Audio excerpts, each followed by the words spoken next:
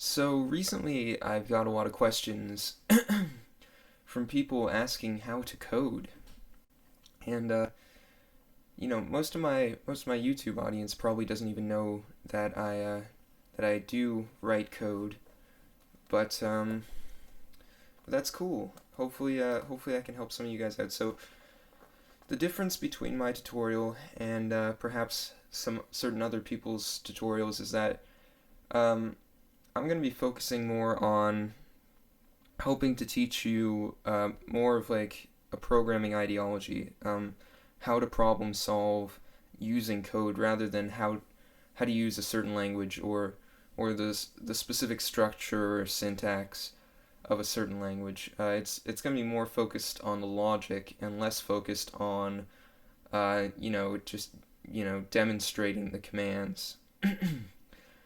Something I will apologize for is I recorded this yesterday, intending to upload it, and due to some complications with YouTube, the file was lost. And so yeah, I am recording this again. Yesterday, I did a brief introduction of the language I was going to be using. As you can perhaps see, it is indeed Python, using the idle IDE, which is my personal favorite for developing in Python. Okay, so yeah, the first thing I want to say about code is that it's simpler than a lot of people think. It's basically solving a problem the way that you normally would, and then finding a way to automate that process. Um, which sounds perhaps a little bit complicated, but in fact, it's incredibly easy. As for prerequisites, like what do you need to know? I would say at a maximum you need maybe grade 7 algebra. Um, and so yeah, I mean, programming is essentially just logic and math. And to demonstrate that, I figured that we'd build a very math-oriented program.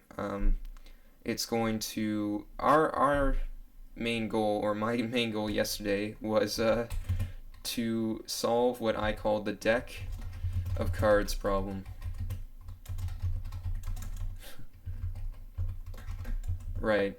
So the first thing that I would do is, of course, define a function, and we'll call it start, just because I usually do. And the first thing I usually do is just greet the user. So probably just print hey. That's good enough. Usually I'd be a little more descriptive than that. So that's pretty standard. And then the first real thing that we want to do is get some user input. And yesterday I didn't really focus on explaining variables or anything, but maybe I'll take a better look at that now. So the first thing we're going to do is just write out a variable name. And of course, if you're using a different language, for the purposes of this video, I'll assume that you are using Python if you're following along. But if you are using a different language, some of them you have to declare variables, and you have to declare the type of variable and stuff like that. But for the most part, a variable is always the same no matter what language you're using. It's just a place to store some value. So a place in memory to store some value. So we'll call this number of nums, because that's what I called it yesterday. Although let's just call this factor num, just for some variety. And then we'll say, now we want a prompt for user input. Now there's a ton of ways to do this. If you're in Java, you might be using the scanner object. If you're using C++, it would be the IO stream that you're using. And there's plenty of ways to collect user input. But in Python, it happens to be through the command input, or in this case, raw input. And we'll say, how many numbers would you like to factorialize? And sorry if I'm not sounding too excited about this program, but I have already written it yesterday, and yeah, So that's cool. Now for your purposes you might just use input. The reason I'm not using input is because raw input always returns a string. So what is a string? Well, a string is a type of variable. Um, Basically, a variable can hold a bunch of different values. You might know them if you've done any programming before. You'd know integer, probably float, double, string. All those probably are familiar to you. Um, Basically, for our purposes, an integer is going to be any number, and a string is going to be um, just a text string, basically, or a series of letters and or numbers. I should say a series of characters, um, which can't be executed in a math sort of function. Like for example, if I bring up the shell here just to show you a handy dandy shell, if I go 2 as a string plus 2 as a string, that will probably add those two to one string, so it'll just be a string that says 2 2, and it is. So yeah, obviously 2 plus 2 is not 22, but if I go and use 2 as an integer, I'll get 4. So yeah, just to show you, I don't know if that's necessary, but for some of you, you may not know, so that's cool. And so yeah, we'll continue on here. Now I have to write in a extra conditional statement here because I am returning a string, but because this is unique to Python, and because I think that the logic behind this might be unnecessary for the purposes of actually completing the program, considering that you could just use a normal input thing, like an actual just normal input command. Like if I take out the raw, that's still a valid command. Input returns a value as it is, essentially. So if it's an integer or if it's a string, it'll return it that way. So the reason I like raw input, like I said, is because I know I'm getting string, and so here's how we're going to convert it. So let's do fact check.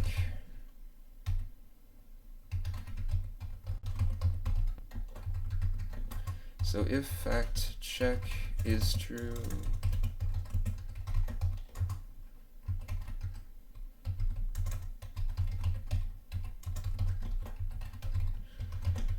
and then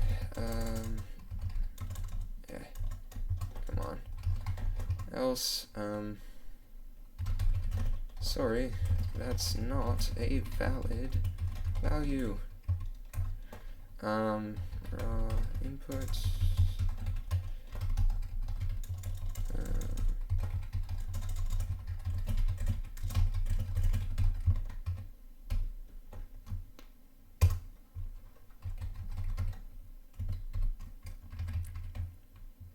Alright, now the other thing I'll check for is if, okay, maybe I should explain the if statement. So ignore this Boolean logic here. We'll talk about that in a later thing because it's really not necessary for our purposes right now. But just talking about the conditional statement itself. So what am I doing here? I'm checking for some condition. So if I pop up the shell, I could say c equals 2 and b equals 1. And then I could say, I don't know, is 2 greater than 1? I don't know. So if c is greater than 1, or b I should say, then let's print it is. Yay.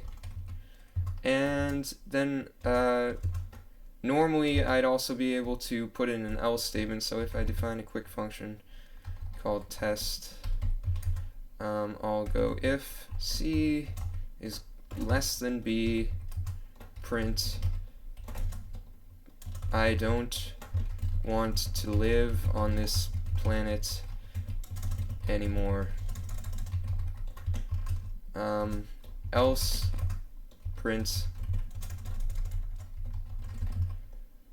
Wonderful. That's more or less what I expected to happen. Success. Now if I run test, we get wonderful. That's more or less what I expected to happen. Success. So yeah, basically, the if and the else statement are tied together. So if is checking something, it's checking a condition. And if that condition is satisfied, i.e. if it's true, then it'll execute a certain block of code.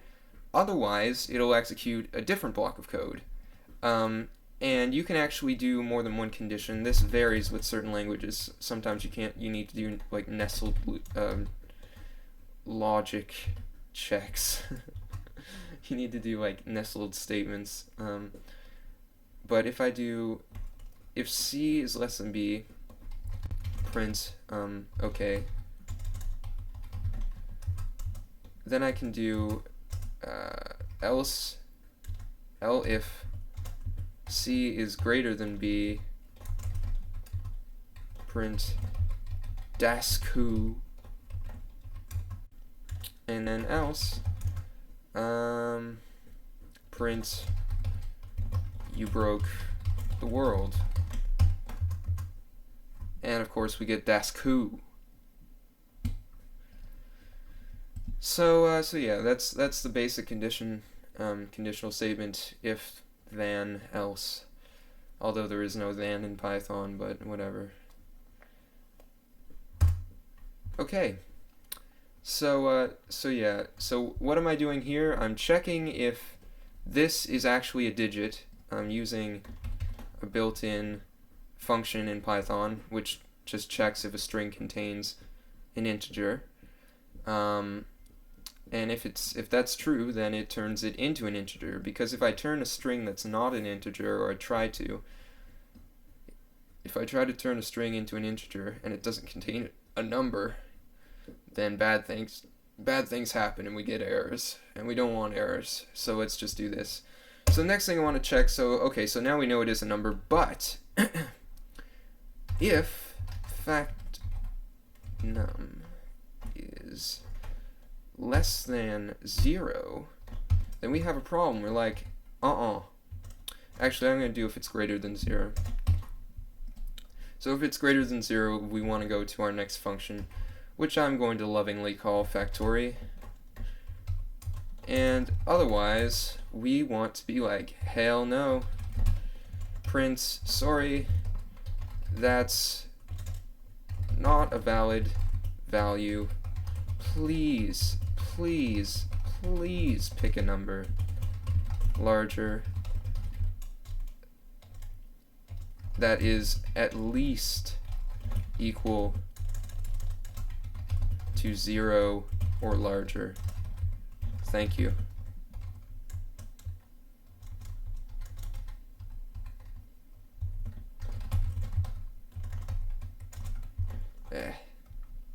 Ignore my terrible typing skills.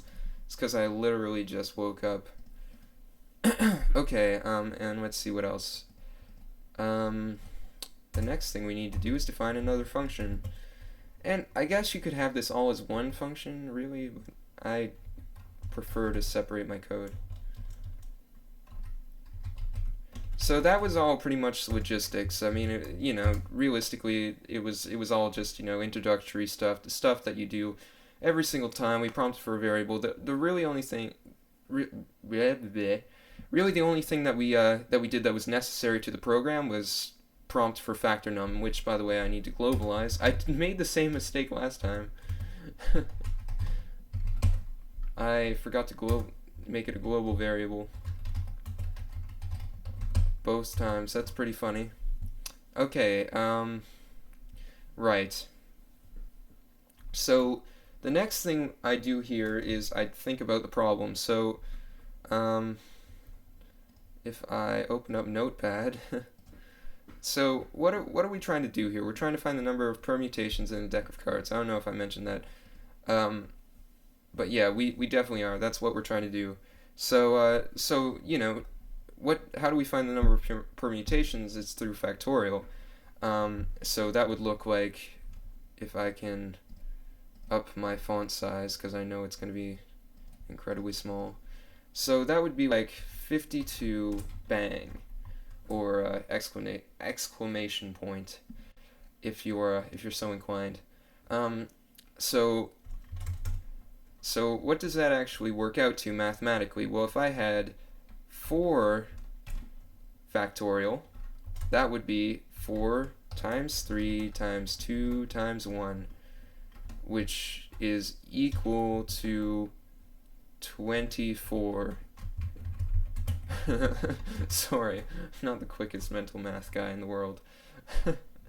But how would you get that? Well, for me, I would have a running total in my head so far, and then I'd also be counting how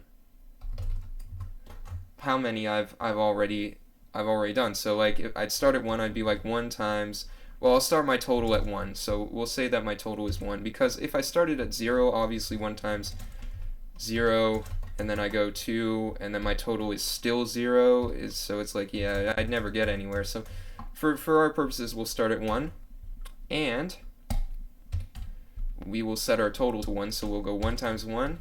That's pretty cool. That equals 1. Then we'll go like 2 times 1.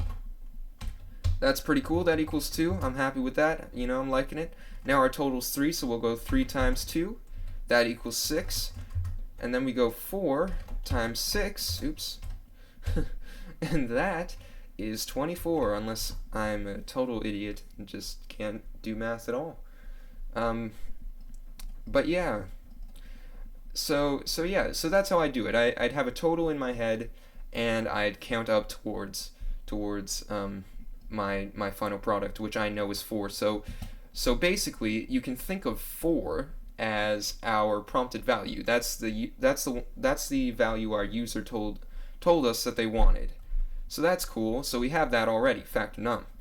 So let's define total. Let's be like, total. Actually, I'm going to globalize total as well. Total equals 1, and count, which I will just call C, actually, just because it's easier. And C will equal 1. Now, if you're having trouble seeing the code, don't worry about it, because I am going to post it in the description. But on top of that, it doesn't matter. We're just trying to think about how to solve a problem here, and I will increase the font if you guys so desire, if you really want to see me type it out. But we're only trying to think about how to solve a problem here. Okay, so next, how do we do this now? Like, how do we count up? Like, how do we form sort of an iterative loop, more or less? Well, exactly. Yeah, we need a loop. So while C is less than factor num, this is what we want to do. We want to go total times C is equal to our total. So whenever we declare a variable, we type the variable name first, then we set what it's equal to. So that's fine. We're a little bit familiar with that. And if you're not getting this, don't worry about it. I'm gonna make thousands of these tutorials, and some of them will be faster, some of them will be slower. I did this a lot faster last time. If you're worried that it's going to be too slow, and I can even slow down more if people so desire. So yeah, and then we want to increase C by 1, because that's what I would do. In my own head, if I was trying to solve this problem without code, I'd just be like, okay, so 1 times 1, okay, now I need to increase my initial value by 1 to move up towards our ultimate goal of 4. So I'd be like, 1 times 1, okay, now I need to move up to 2, and then I need to move up to 3. So I'm increasing by 1 every time. Plus, if we didn't do that, our loop would just be infinite. We'd be multiplying 1 by 1 forever. I don't know why that would be very useful. In fact, I don't think it would be very useful at all. So let's not do that at all. And yeah, so when this is done, we want to print our total. And I think that's pretty dang good. I think that's probably good enough. Hey.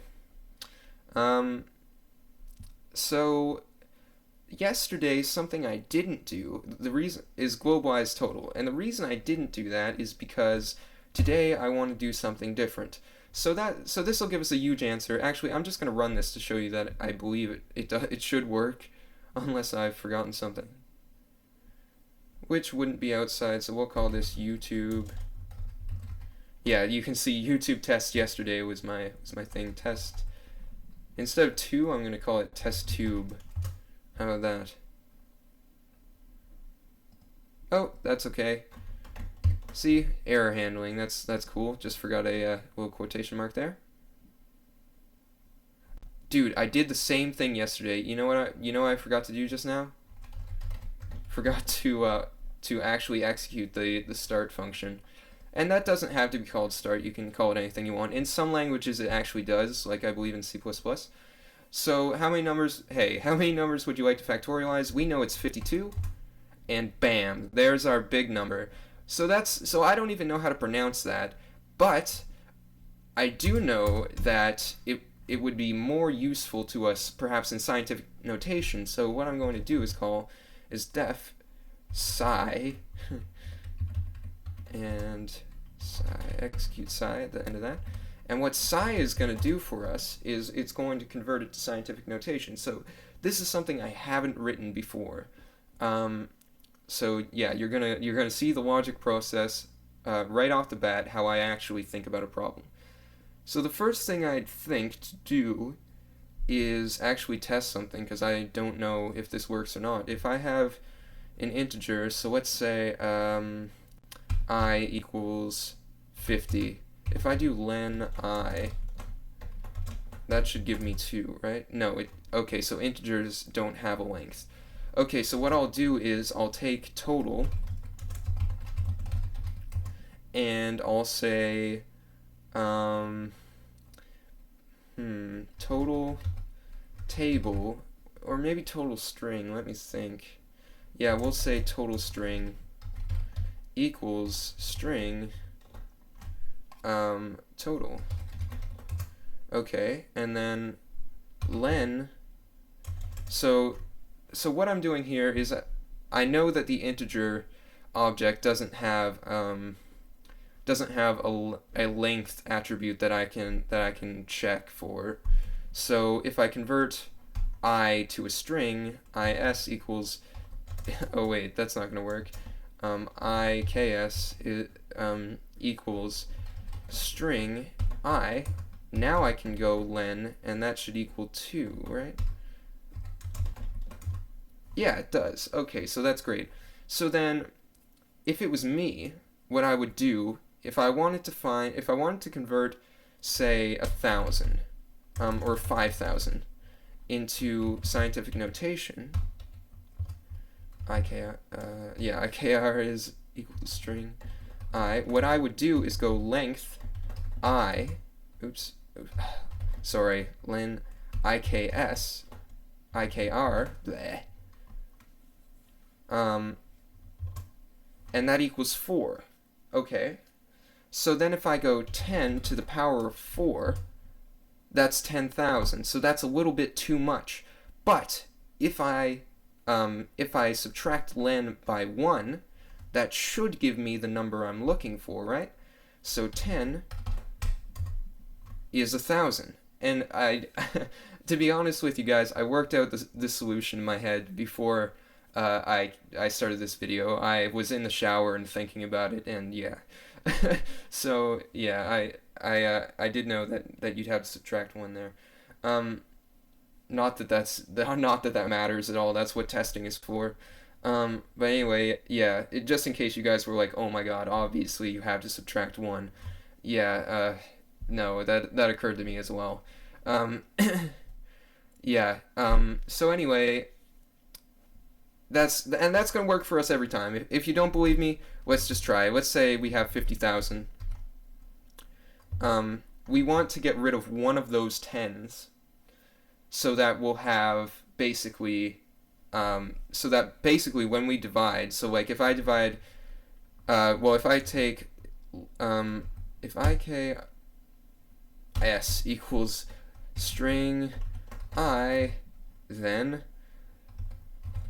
we'll do length, IKS, so that equals 5. So then len IKS minus 1, right? So then what I do is then store that as a variable as well, and then just go 10 to the power of that, and that'll equal 10,000. So now if I divide 10, I divide 10,000, I get 5, which is good. So our full scientific notation would be 5 times 10 to the power of 4, right? And it is. So yeah, so this gives us 1/2 of our scientific notation. This gives us the other half of our scientific notation, and put that together and we get scientific notation. So there we go. So yeah, you've just watched me work through a problem. Obviously not the quickest guy in the world, not the best at math and everything, but it just goes to show that literally anybody can do this. It's the simplest thing in the world once you figure out how to think about it and how to solve a problem. It's really, really simple. So here we go. So the first thing I need to do is convert it to a string. I've already done that. Now I need to take the length of that string, so we'll go length equals len total string. Okay. Then we've already invented our little formula, remember? We need to subtract length by 1. Well, actually, maybe I can do this all in one step.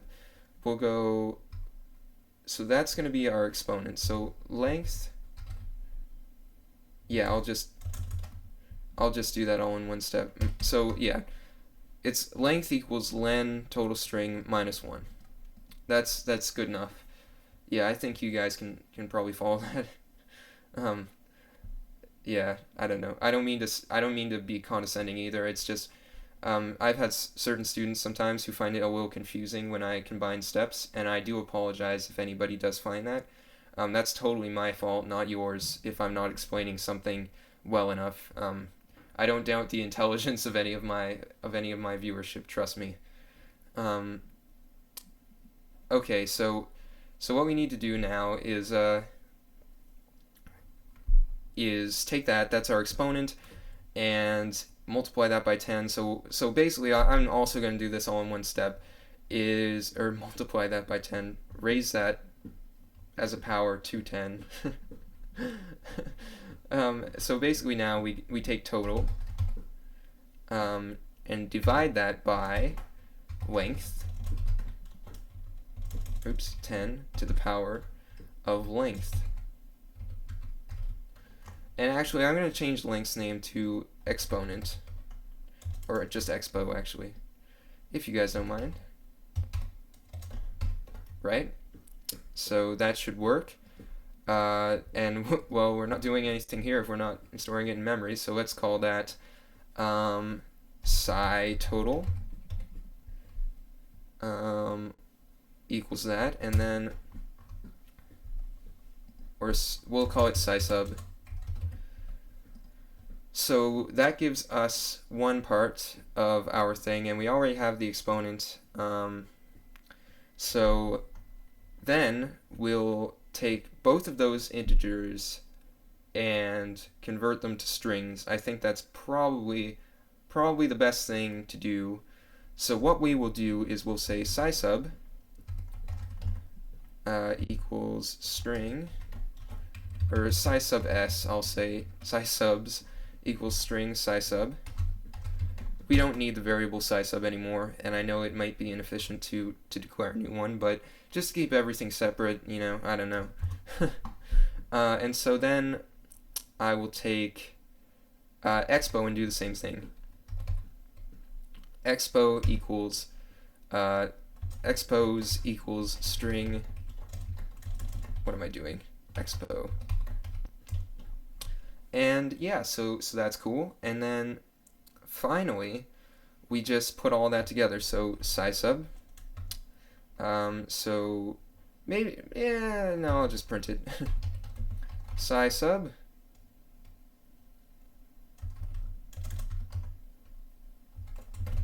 And remember what happens when we concatenate a string with another string, it just gets combined. And to concatenate is to add together, just in case you didn't know. And so psi subs plus, well, a string which is 10, and I'll put in this little sign, to the power of, we'll say, and then plus, oops, actually, what am I doing? Psi subs space times 10 to the power of plus expo. And that's all that. So we need to print that. And I think this will work. I'm not 100% sure, but that's what testing is for. So if we run and save, no errors, that's a good start. So I'll do 52. Whoa, that's a bug in the shell, don't worry about that. So we get 1 times 10 to the 66. That's very interesting. Oh, you know what I forgot to do? Is something else where actually, we want... Okay, we're going to make this, we're going to change up these variables a little bit. So, what I'm going to do is, let me check the Python shell.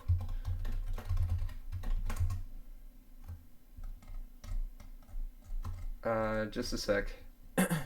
Sorry, I want to make sure that I can actually still, yeah, I can.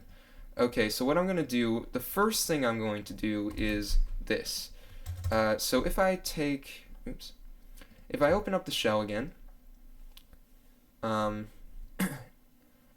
never actually converted to a float, but what a float would be is, like if I had 1.0, that would be a float. So if I, the difference is if I go 7 divide 4, obviously that's not 1.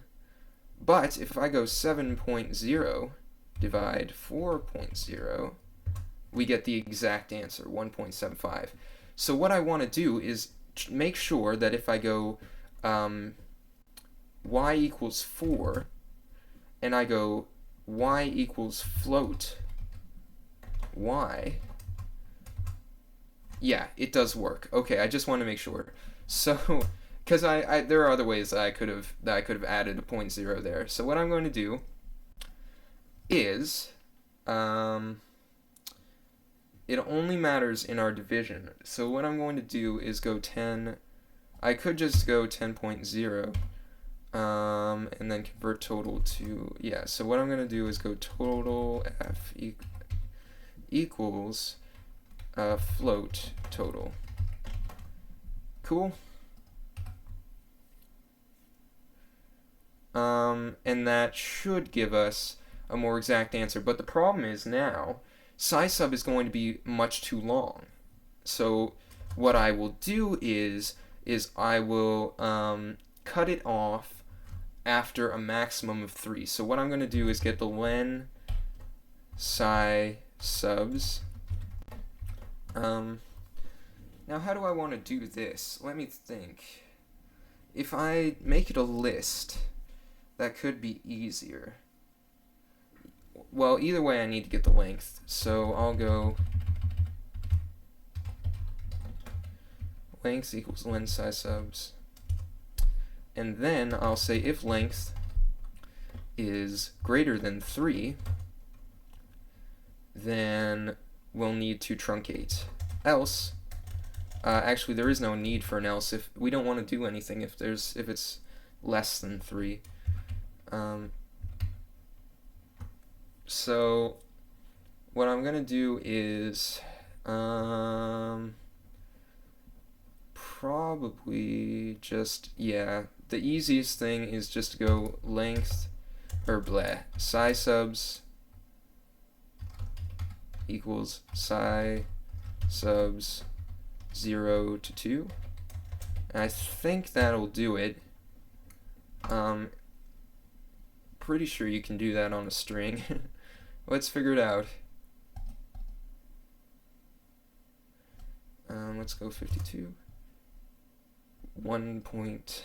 Oh, that's an issue. Okay, I forgot about that. Yeah, it's gonna count the decimal place as well.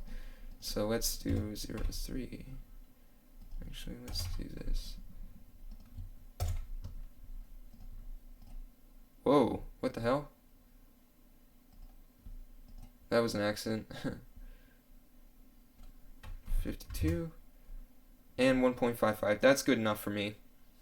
And it looks pretty accurate, so that's good.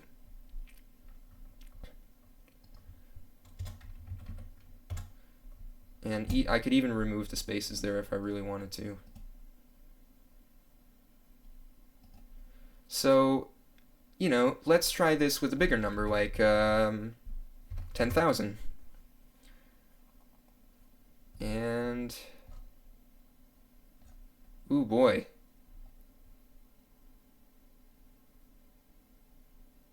So this is a big error. Okay, so the problem is that the integer is too long to convert to a float. That's cool. That is an error, indeed. Yeah. There are ways that you could resolve that. The easiest one that I can think of is probably, let's see, you could, very interesting. Well, you could live without an exact answer. You could also check. I don't know what the limit for float is, but you could do something like this. Try and execute this, and accept. I think that's the right thing. Print. Sorry, it's too big to convert to scientific notation. But yeah, there are probably ways to, well, I mean, you could just force it probably to, as a string, to add a 0.0. I don't know how that would work out, but yeah. So let's try it with a slightly smaller number, maybe 100. So yeah, that's pretty good. I'm pretty satisfied with our work. It's very functional. You know, I think it's pretty good. So once again, I'll be leaving this code in the description. Sorry if this was a little boring, or if it wasn't quite fast enough for you. But yeah. But yeah. Hopefully you enjoyed. Hopefully you learned something. And yeah, just to show you that it does work. If you put the try and accept, it'll say sorry, it's too big to convert to scientific notation. Okay. Well, I hope you guys enjoyed. And yeah, have a very nice day. I'll put out another tutorial later on today.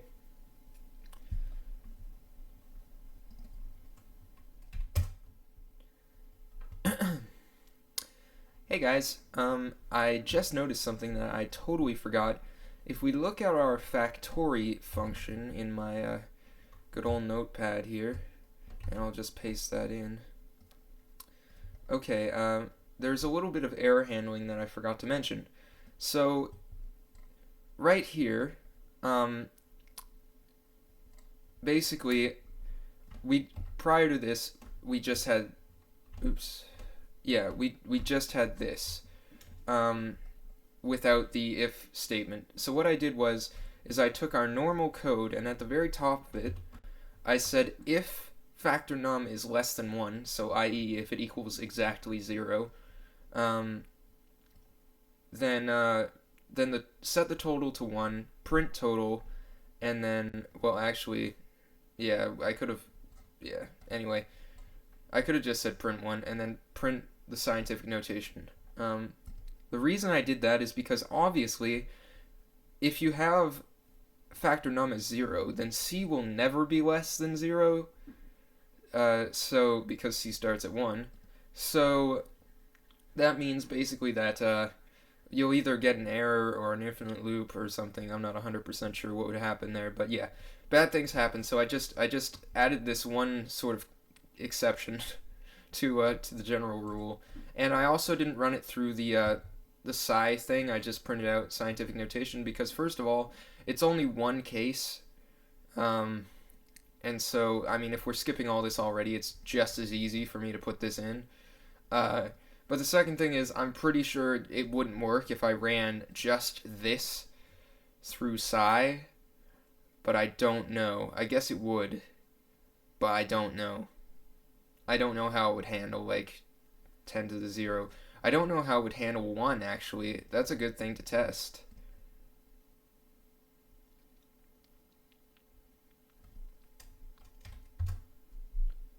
Yeah, it does. It works. Ha ha. That's cool. So I could have ran that through psi, but whatever.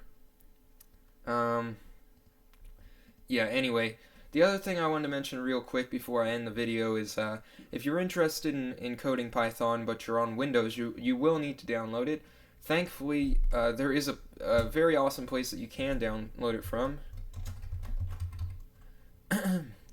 www.python.org. Um, that this particular link right here, yeah, that'll bring you to Python's official website, where you can download Python, the language itself, and idle if you're so inclined.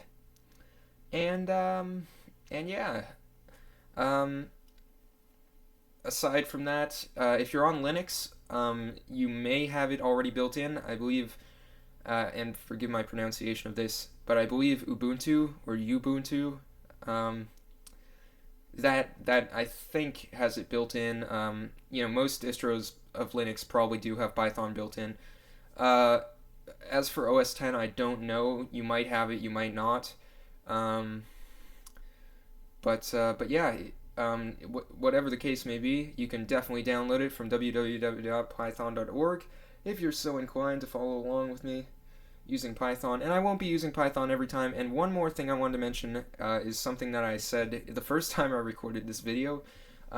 If anybody is interested in Minecraft specific code, and when I say that, I mean mods like Computercraft use Lua or Lua to allow you to code turtles and so on, and like little computers and stuff that they have in game. If anyone's interested in that, I'd be more than happy to teach you. I've used Computercraft extensively. I also have used Forth to a somewhat lesser degree for Red Power. If you guys are interested in that, I can try and help you out there. But definitely LUA. And yeah, the last thing I wanted to say is that while I might not be the fastest coder in the world, I've never encountered a problem which, after some thinking, I could not solve. Um, and that's not because I'm a particularly intelligent guy. I just